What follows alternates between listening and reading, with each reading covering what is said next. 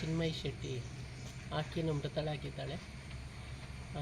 ಈ ಹಿನ್ನೆಲೆಯಲ್ಲಿ ಸರ್ಕಾರ ಅವರಿಗೆ 25 ಲಕ್ಷಗಳ ಒಂದು ಹಣವನ್ನು ನೀಡೋದಕ್ಕೆ ಸೂಚನೆ ನೀಡಿತ್ತು. ಸರ್ಕಾರದ ಆದೇಶ ಬಂದಿದೆ. ಈ DCM ಆಫೀಸಿಂದ ಫೋನ್ ಮಾಡಿದ್ರು, ಬರ್ತೀನಿ ಮನೆಗೆ,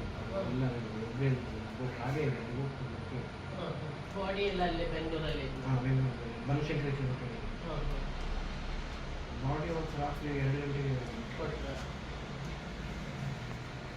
ಅಲ್ಲಿ ಟೋಟಲ್ RCB ಒಂದು 5 ಜನ.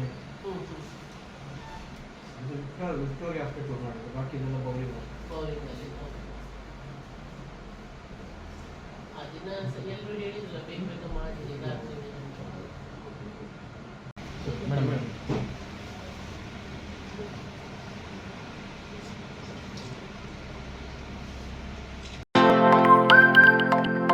ನಮ್ಮೂರು ಎಕ್ಸ್‌ಪ್ರೆಸ್, ನಿಮ್ಮ ಸುದ್ದಿಯ ಜೊತೆಗಾರ.